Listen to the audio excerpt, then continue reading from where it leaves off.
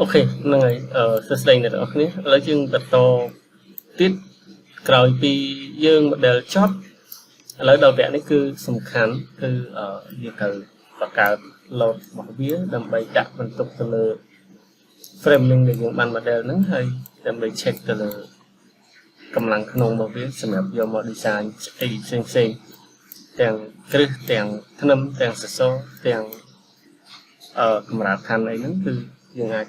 design បានកាលណាយើងដាក់បន្ទុកហើយអញ្ចឹងកន្លែងនេះសំខាន់យើងត្រូវប្រមូលបន្ទុកមួយសម្រាប់មក apply នៅលើវាអញ្ចឹងនៅក្នុង robot នៅពេលដែលយើងអត់ទាន់មាន load time នេះទេអត់ទាន់បង្កើតទេវាអត់មានទេបន្ទុករបស់វាគឺវាមានយើងអាចadd មួយមកយើងដាក់ SW ហើយនេះជា cell weight cell weight ជាទូទៅគឺវាស្គាល់របស់វា automatic ខ្ញុំមើលខ្ញុំនេះហើយខ្ញុំចុចបង្ហាញនេះពេលវា load ក្រហមបែបហ្នឹងគឺនេះ cache ទី1 cell weight អញ្ចឹងគឺវាស្គាល់ automatic របស់វាគឺគ្រប់ element ទាំងអស់វា load ពណ៌ក្រហមអញ្ចឹងវាស្គាល់ខ្លួនវាហើយអញ្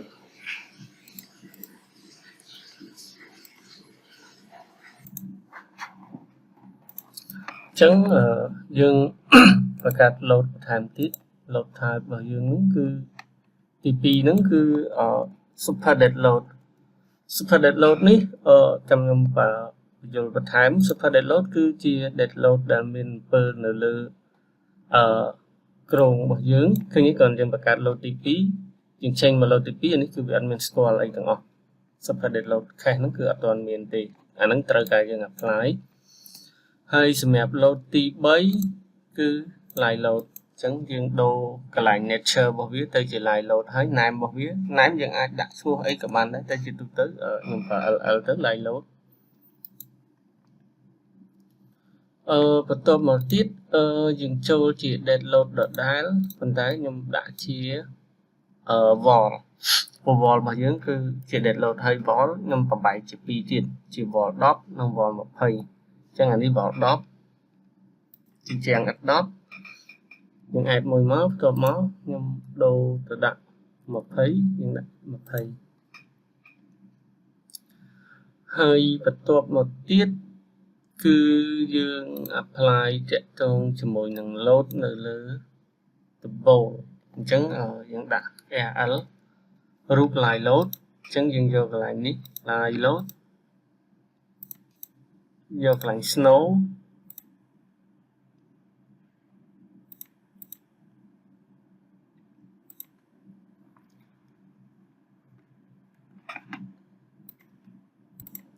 អញ្ចឹងក្រោយពីយើងបង្កើតបន្ទុកតាមលក្ខខណ្ឌមួយហើយ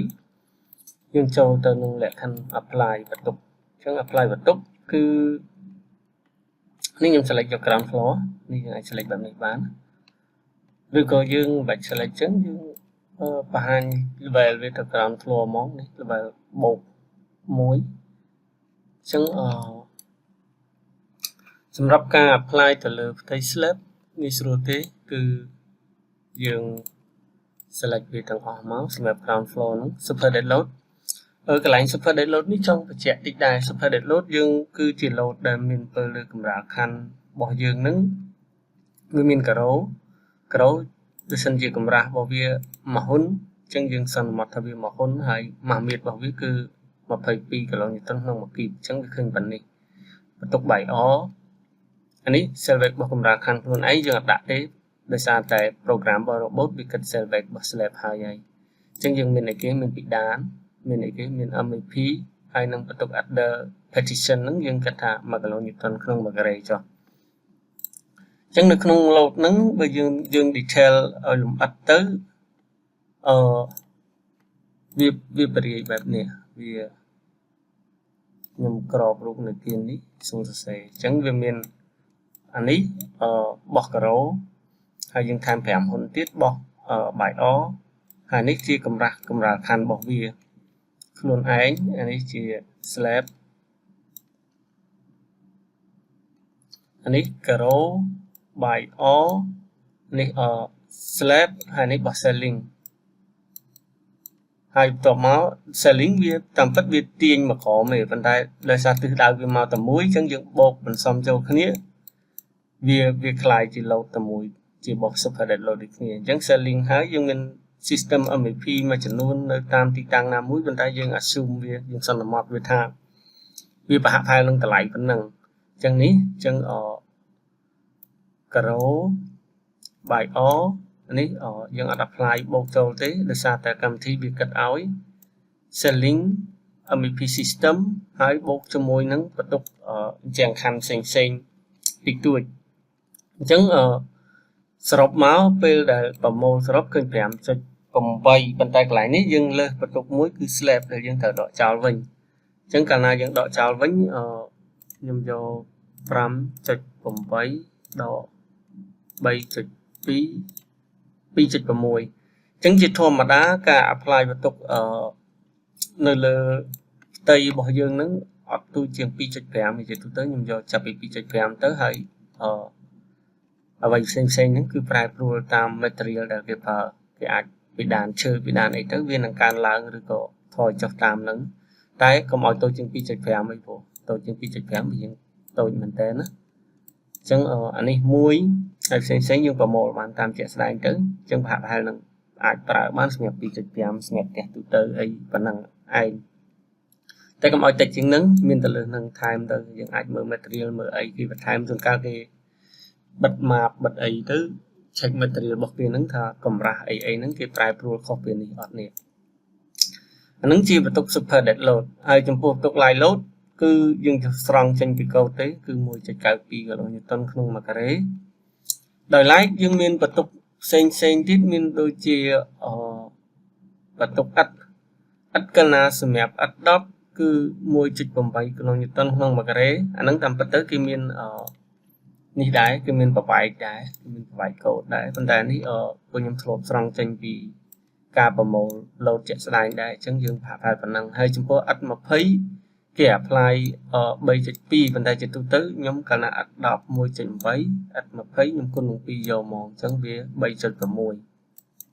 ក្នុង1ការ៉េប៉ុន្តែនេះគិតជាការ៉េអញ្ចឹងដើម្បី apply បានតើតើយើងគុណនឹងកម្ពស់ហាស់ទៅវាការ៉េប្រវែកជាមួយនឹងម៉ែត្រទៅវានៅសល់គីឡូញូតុនក្នុង1ម៉ែត្រហើយអញ្ចឹងយើង apply នៅលើធ្នឹមយើងបានហើយហ្នឹងតកតងជាមួយនឹងបន្ទុកឥតហើយចំពោះគេរបស់យើងជា resident floor អញ្ចឹងយើង apply អាច 1.92 ឬ 2 គីឡូញូតុនតែម្ដងទៅជានិយមគឺយើងច្រើនតែលើសទៅ 2 គីឡូញូតុនតែយើងអាច apply 1.92 តាមកូដក៏បានឬក៏លើសពីនឹងក៏បានហើយនេះតកតងមួយ win load អីហ្នឹងអាគាររបស់យើងប៉ុណ្នេះយើងអាច apply ក៏បានអត់ក៏បាន exposure B category 1នេះដែលvector 0.85 តាមពិតកន្លែងអស់នេះគឺពួកខ្ញុំចងទុកប្រើប្រាស់ជាប្រចាំមកច្រើនហើយគាត់ថានេះ super dead load របស់យើងគាត់ថាមានពេលតើតើយើងទៅមើលនឹងសភៅកូដបន្ថែមទៀតព្រោះក្នុងនេះយើងដកស្រង់ចេញពី OCM ACI 318M 14ហ្នឹងជាមួយនឹង AICE 710តែឥឡូវកូដរបស់យើង ACI ដូចជាឡើងដល់318 25ហើយ AICE ដូចជាឡើងដល់716ហើយអញ្ចឹងវាមានការប្រែប្រួលតិចតួចដែលកូដគេដាក់បន្ថែមអាហ្នឹងយើងអាចមើលបន្ថែមដូចគ្នាអញ្ចឹងតបពីយើងមើលនឹងរៀងយល់ហើយយើងអាច apply បានហើយអញ្ចឹងការ apply load ចំពោះ super dead load ground floor ដោយសារតែវាអត់មានអីគេអត់មាន MVP system ជាមួយនឹង selling ទេអញ្ចឹងកាលណាអត់ MVP system មួយ selling យើងអាចកាត់ load ថែមទៀតបានតែបើយើងគិតថាមិនឲ្យស្មុគស្មាញយើង apply ដូចគ្នាក៏បានដែរតែវាគ្រាន់តែធំបន្តិចអញ្ចឹងបើយើងកាត់ selling ជាមួយនឹង MVP system ទៀតយើងដកបានដក0.22 ដក0.88 នេះអញ្ចឹងsuper dead load ដែលយើង apply នៅលើ ground floor 1.5 ព្រោះអីព្រោះយើងដក MVP ជាមួយនឹង selling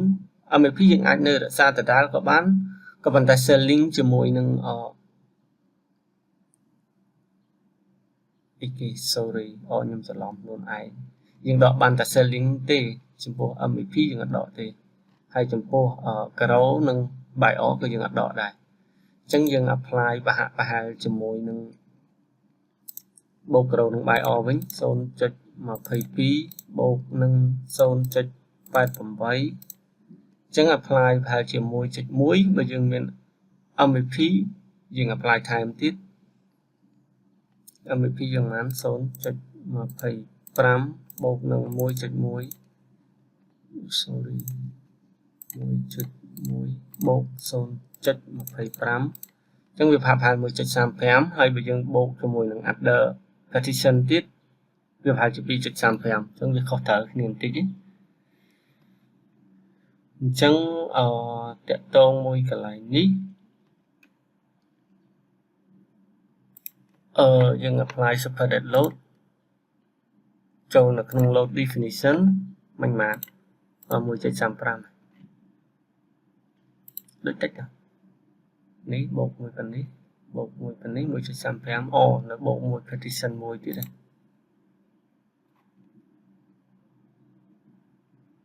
បូកមួយ partition មួយទៀតអញ្ចឹងវាស្មើ 2.35 អញ្ចឹងយើងចូលក្នុង surface យើងចូលក្នុង uniform នេះហើយយើងដាក់សញ្ញាទិសដៅដក robot ទិសដៅរបស់វាដកតែ e-tab អត់ដកទេ e-tab គឺវាយធម្មតា 2.35 add 1នេះឈ្មោះវា super dead load apply អញ្ចឹងដល់វាឃើញយើងចុចឡើងនេះ load value នេះឃើញ 2.35 នេះយើង apply លើផ្ទៃបន្ទាប់មកទៀត sorry previous select បន្ទាប់មកទៀតយើងដូរ load របស់យើងទៅជា line load យើង apply យើងចូលទិសដៅមិញដែរនេះយើងដាក់ថាដក 1.92 អាហ្នឹងយើងដាក់តាមកូដចឹងហើយ apply នេះ 1.92 ចឹង super dead load និង line load យើង apply ហើយនៅសល់បន្ទុកអញ្ចឹងចំពោះអញ្ចឹង adopt យើងមើលមកលើ drawing ជាក់ស្ដែងអញ្ចឹងយើងសន្មតថា boundary ខាងក្រៅមកជុំវិញទាំងអស់ហ្នឹងគឺអត់ 20 លើកលែងតែថ្នាំទាំងខាន់ក្នុងទេគឺ adopt អញ្ចឹងfly បានយើង select ថ្នាំខ្ញុំបង្ហាញកាត់ថ្នាំយើង select មក select មួយមកអញ្ចឹងមិញហ្នឹងគឺ boundary ខាងក្រៅរបស់វាហ្នឹងគឺយើងជាអត់ 20boundary ខាងក្រៅផ្ទះនេះចុចcontrol ពេល select ថ្នាំមួយកាលណាយើងអត់ចុច control ទេ select មួយវាបាត់មួយវិញអញ្ចឹងចុច control ទៅយើងបានថ្នាំទាំងអស់អញ្ចឹងកម្ពស់យើងមើលកម្ពស់គីរបស់យើងវា 3.7 យើងសន្មតថាថ្នាំរបស់យើង 4 ទឹកអញ្ចឹង 3.7 ដក 0.4 នៅសល់ 3.3 អញ្ចឹងគុណនឹង 3.3 នេះយើងគុណនឹងអត់ 20 របស់យើងមិញហ្នឹងគឺ 3.2 តែខ្ញុំជាទូទៅខ្ញុំសន្មត 3.6 មកគីឡូញូតុនក្នុង1ការ៉េយើងគុណដើម្បីប្រវត្តិຂະຫນាតការ៉េទៅនៅសល់ម៉ែត្រយើង apply នៅលើរបាបានអញ្ចឹង 3.3 គុណនឹង 3.6 អញ្ចឹងប្រហែលនឹងដក 11.88 អញ្ចឹងយកដក 11.9 មកទៅអញ្ចឹងយើងចូល sorry នេះខ្ញុំដូរទៅ 20 វិញយើងចូល load definition ចូលរបានេះកន្លែងនេះយើងដាក់ដក 11.9 ហើយយើង apply នេះអញ្ចឹងវាខុសគ្នាមិនរវាងload នៅលើរបានិង load នៅលើ slab អានេះ load នៅលើរបានេះវាមកជាម៉ែត្រជាຂະຫນាតបរិយាស្មើនៅលើរបារបស់ធ្នឹមយើងមួយតែបើសម្រាប់ជាផ្ទៃនេះគឺវាបរិយាពេញមួយផ្ទៃហ្នឹងមកហើយយើងឲ្យវាបង្ហាញ value មកនេះគឺ super dead load របស់យើង ok chẳng nhung từ chọn Chrome với từ đáy nhưng từ apply Adobeដោយសារយើងប្រវាយវាជា2 20យើងបានដាក់ហើយ boundary ជំវិញអញ្ចឹងនៅសល់ Adobe យើងដាក់តាមទីតាំងជាងដែលគេរៀបជាក់ស្ដែងអញ្ចឹងយើងមើលប្លង់ cat របស់យើងមកអញ្ចឹងអានេះ Adobe ពាក់កណ្ដាល N20 ពាក់កណ្ដាលអញ្ចឹងយើងចូល select យើងប្រើ N20 មកទៅអញ្ចឹងក្នុងនេះក្នុងខណ្ឌនេះ Adobe លី N20 តែ N20 វាតិចអញ្ចឹងយើង apply តាម Adobe បានហើយនេះដូចគ្នាហើយមួយចំនួនគឺយើងចំកាត់ចូលក្នុង partition អញ្ចឹងអានេះមិញគឺបោះវាជា N20 អញ្ចឹងអានេះយើងសន្មតចូល20ដែរទៅហើយអានេះអូខេនេះ Adobe ទេអញ្ចឹងយើងដោះ select មកវិញវាជា Adobe អញ្ចឹងនេះយើងថែម N20 មួយទៀត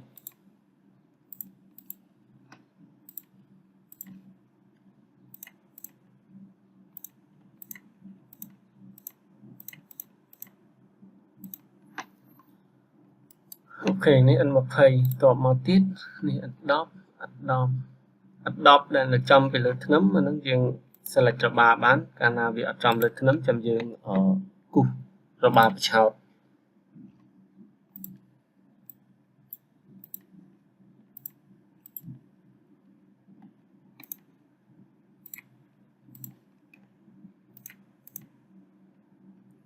ចឹងដក 11.9 ថាដក 12 ចុះដក 12 Adobe នៅសល់ដក 6 អូខេអញ្ចឹងយើងបានហើយតាក់ទងជាមួយនឹងទីតាំងផ្សេងដែលវាអត់ឈរនៅលើធ្នឹមយើងអាចបង្កើតជារបាមួយបញ្ឆោតមើលយើងមើល slab របស់យើងគឺកម្រាស់ slab របស់យើងប្រើ Flex GS Ground អញ្ចឹង GS នេះយើងទៅមើល section វាបន្តិចមកទឹក2អ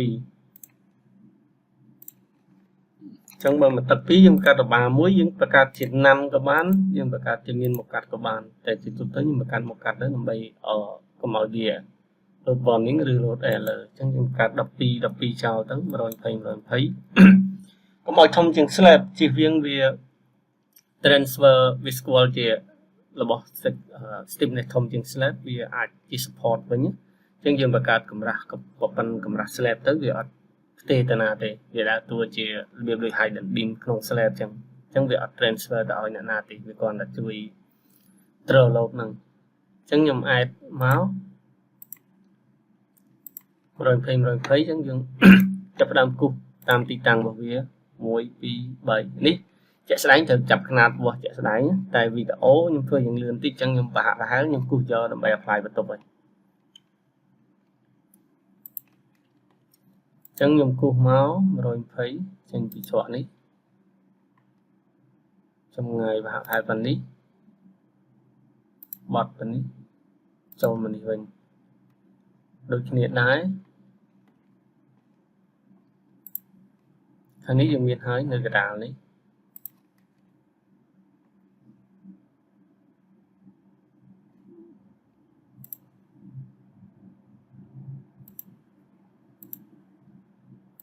អូខេពាក់កណ្ដាល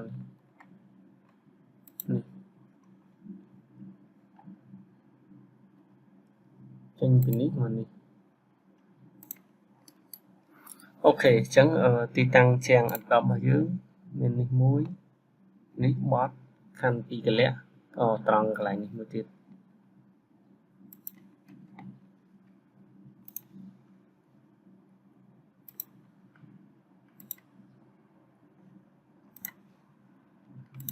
តមកទៀតដូចជាអស់ហើយយើង apply ខ្ញុំ select លើវាចំពោះជាង Adobe នេះព្យាយាមដាក់ឲ្យគ្រប់លក្ខខណ្ឌវាដែរឲ្យគ្រប់ទីតាំងដើម្បីឲ្យវាប្រមូល load បានគ្រប់មិនអញ្ចឹងបាត់ឥតអញ្ចឹងធ្ងន់ដែរអញ្ចឹងយើង add មក apply អ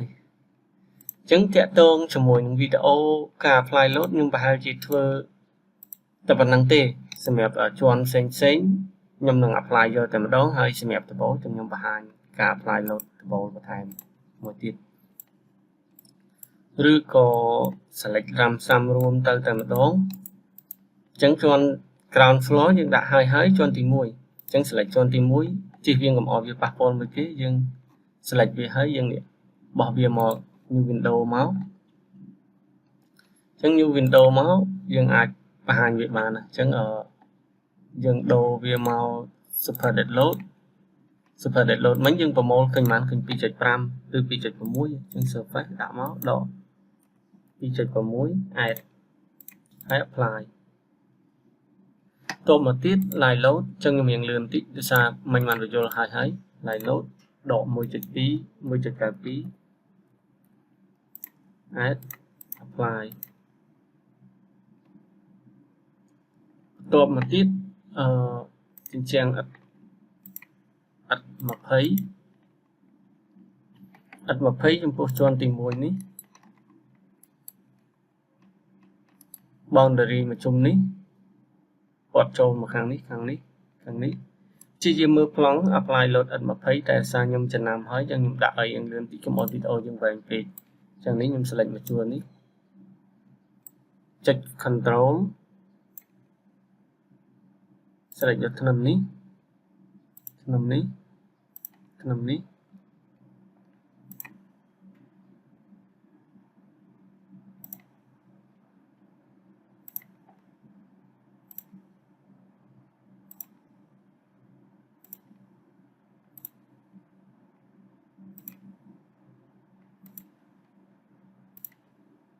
sorry មុខនេះអត់ទេប្រកាន់ដៃទេអញ្ចឹងឥតនឹងបត់ចូលធ្លាក់តាមនេះ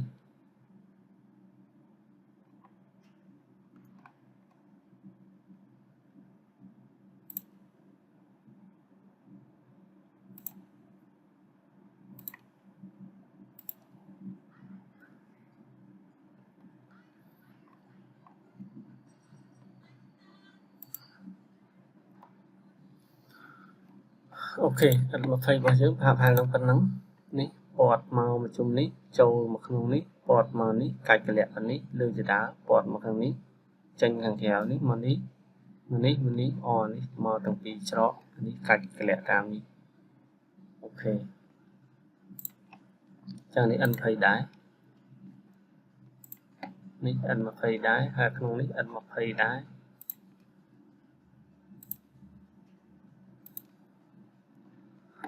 អញ្ចឹងយើងមើលកម្ពស់ជាន់របស់វា3.4 វាដក4ទឹកទៅសល់3អញ្ចឹងយើង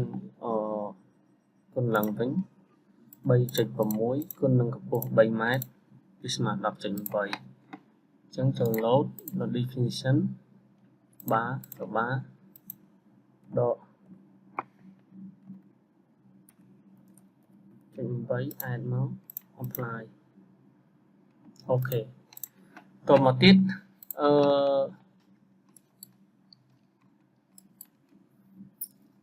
ចាំងក្នុងតកតងមួយខាងក្នុងនេះយើងអាចអត់គូសក៏បានដែរគឺយើងចង់ apply យកដោយអត់គូសក៏បានខ្ញុំមានទីសាស្ត្រមួយទៀតដូរឈ្មោះទៅ adopt ទីតាំងកន្លែងណាដែលមានធ្នឹមហើយយើង apply យកមកកន្លែងណាអត់ចាំយើងព្រាយវាចឹងនេះដូចជាចំធ្នឹមទេអញ្ចឹងដើម្បី apply adopt បានយើងចូល load ឡើងនេះចូល definition អានេះយើងលក្ខខណ្ឌយើងអត់ចង់គូសរបានេះយើងយក load linear on to pay នេះអញ្ចឹងយើងដាក់មកមិញហ្នឹងគឺយើងឃើញ load របស់យើង 10.8 អញ្ចឹងវាស្មើនឹង 5.4 អញ្ចឹងនេះដក 5.4 នេះដក 5.4 អញ្ចឹងយើងចុច2ចំណុចនេះហើយយើង add មកនេះឃើញទេវាមកវាជា line នៅលើ slab អញ្ចឹងដក 5.4 តមកទៀតយើងមើលទីតាំងកន្លែងផ្សេងមិនយក apply អានេះអញ្ចឹងយក apply កន្លែងនេះ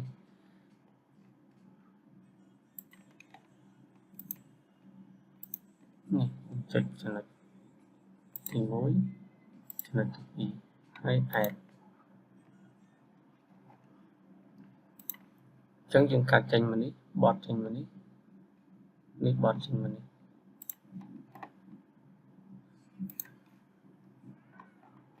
nếu nhung bà hại lắm vấn đề bởi dương thưa cùng rộng chạy sái dương vọt nạp vào ấy trầm trớ với cả bà được nhung mình tại nếu nhung bà điên đầm bây ở đằng bị các đặc biệt đã lột đợi mình rồi ba nâng mình rồi ba ní cách gì ní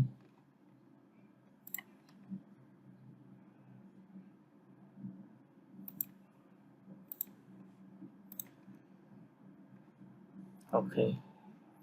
một tiết ắt đọc mà chúng sẽ cho được thân âm tế anh cho được thân âm tế ắt một thấy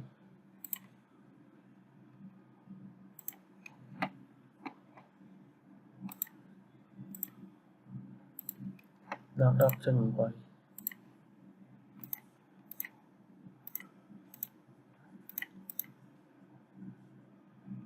ok chẳng ở lâu ắt bao nhiêu cái chỉ cục đại hái xâmรับmột nítคือกันđáy dương ai sẵn một bia chỉ ắt đọc có buồn mà mẹ tới chẳng ắt đọc bao nhiêu cứ môi trình bấy con đừng mà mẹ tới viên nơi tại môi trình bấy là thì chẳng dương cho lốt dương đồ lý ta chỉ ắt đọc tới dương sẵn một bia chỉ có buồn ắt tới tầm tíchกันđáy ở đâu nâng tên chẳng đồ môi trình bấy sorry đi bỏ đi cái đồ tự đọc này apply ok chẳng dương bàn hơi xem đẹp chuẩn đi super dead load cái dương đã hơi line load cái dương đã hơi ắt đọc thấy dương đã hơi chẳng dương tới chuẩn thì phí nhưng chơi chọn món xem đẹp load select chuẩn thì phí edit new window to đi máu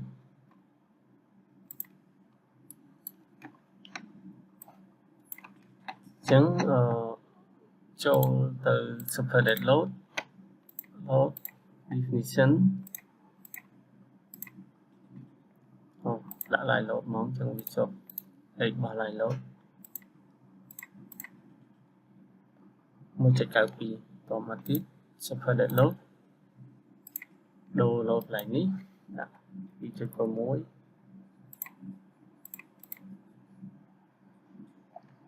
ok có món ắt mà phải vào dưới chuẩn thực tí dùng mơ máu vì cắt boundary khẳng không thay mà toàn tiết chẳng dân select tam boundary món ní nơi chân đá ní chân đá ní select muối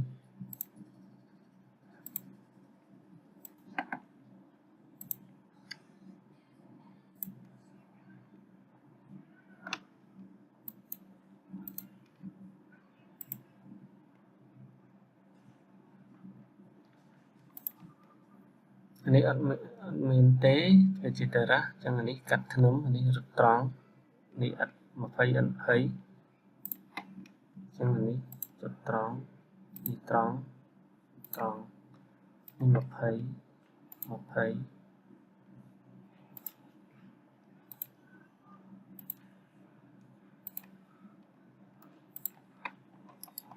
lấy bọn thì thấy anh đi nhưng mình rất tròn chứ tại rất tròn món chấm apply load thay một tích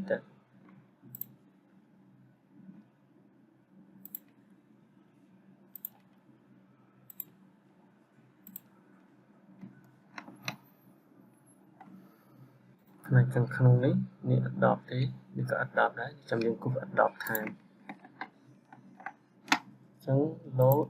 cục push chọn về phần kia chẳng dừng apply nơi đã đọc trực vùng vành đá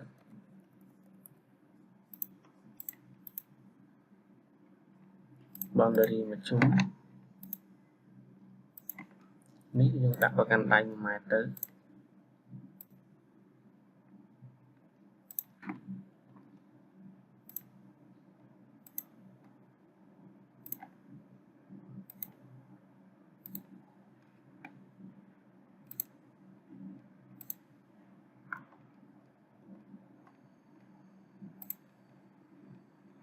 ដូរទៅជា adopt អូ sorry អាក្នុងយើងតើអត់ទាន់ select ដាក់បានទេដោយសារក្នុងនេះកម្ពស់របស់វាផ្សេងគ្នាយើងដាក់បានតែប្រកាន់ដៃខាងក្រៅទេ 1.8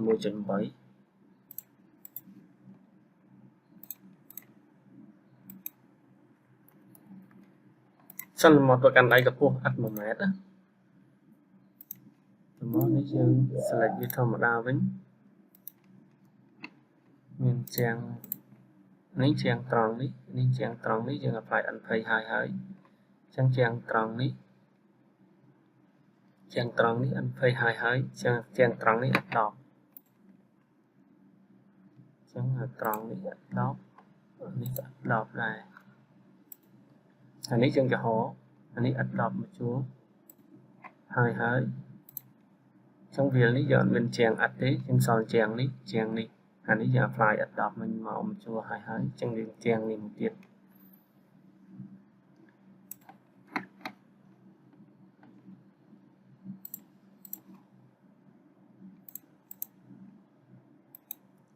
ចឹងដក 5.4 add មក apply អូខេចឹងយើងជាង adopt មកទៀតយើងធ្វើដូចខ្ញុំបង្ហាញមិញគឺយើងចូល surface ចូលនេះមក 5.4 ចុច 2 ទីតាំងចំណុចទី1អញ្ចឹងជាងមកវាប្រហែលជារត់មកយើងសន្មត់ថាមកម្ដុំនេះចំណុចទី2ហើយយើងអាចនេះអញ្ចឹងអាហ្នឹងជាជាងនេះជាងនេះអញ្ចឹងជាងនេះមកជារៀងទៀតមកហើយយើងបត់ចូល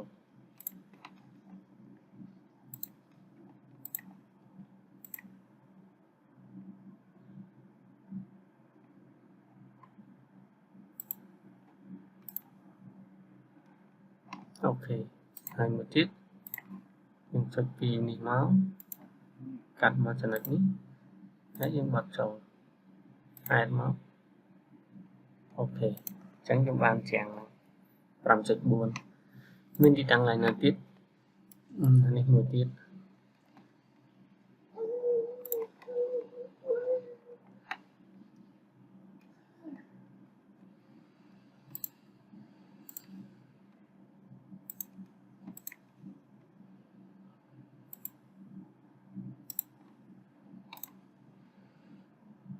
អូខេអស់ហើយចឹងសម្រាប់ជាន់ទី2យើង apply ហើយយើង exit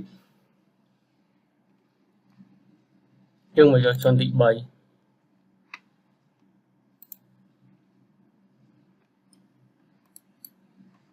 នេះអត់នៅខាងក្រោមទេធ្វើ D មកនេះអាស្លាបដបូលខាងក្រោមចឹងខាងលើនេះយើងមានតែសិនមកថ្វាយតការ៉ូចោលហើយនឹងមានតែពីដើមទេអញ្ចឹង load របស់វាយើងយក super dead load របស់វាមានតែការ៉ូនិងពីដាន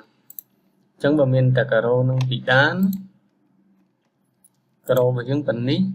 ពីដានមួយ MEP 50 បូកនឹងការ៉ូប៉ុណ្នេះវាប្រហែលជា 1.35 ដែរដដែលទេដូរមក super dead load ដក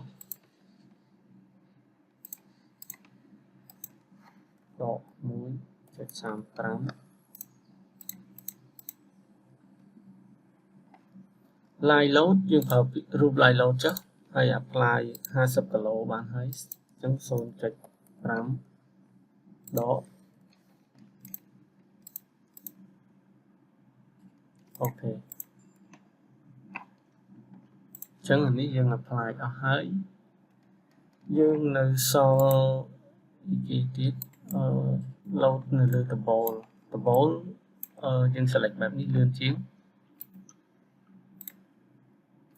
select នៅលើដែកនឹងហើយ right click យកពាក្យsimilar នេះយក select by cross section ហើយបោះវា edit new window ដែរមកអានេះយើងដោះ tick យើងកុំ select មេបច្ឆិតនេះព្រោះកាលណាដាក់វាដែរធ្ងន់ណាអញ្ចឹងយើងដកមេបច្ឆិតនេះចេញ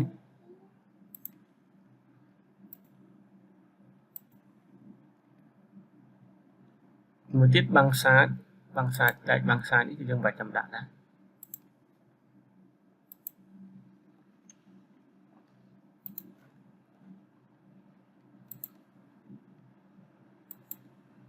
của chúng đã có một ấy đấy còn thay về là dương design đó dương đã lớn hơn viên lẻ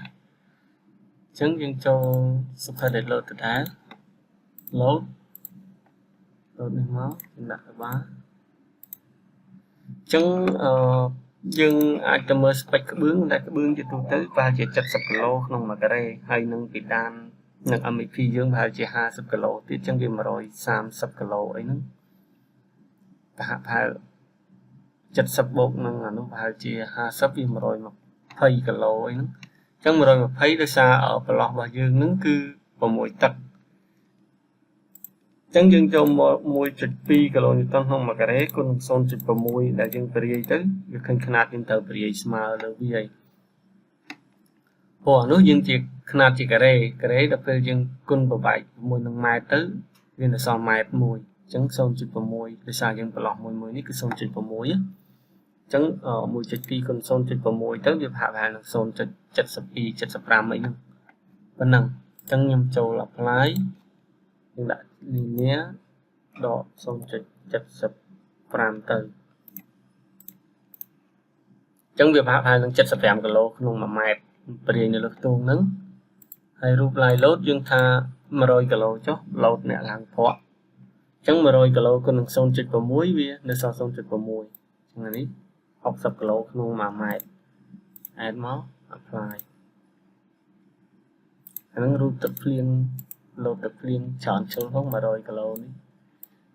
tại dân sẽ cua tới này cái đồ đã tập hồ solar đại vì bạch trang lên nắng một tiêu villa mà chẳng muốn miếng Tesla đã solar lên tập hồ nó biết chẳng dừng ở hơi dừng được sau cái sau lột đá một tiết sẽ đá nằm bây sẽ lệch việc bán nhưng chết này lên sẽ đá được mua bao sẽ đá nâng máu hay xin lỡ nhưng cho bài xin này chẳng sẽ đá được sao dùng cắt cầm ra xí chẳng dùng bỏ vì máu ta sẽ đá để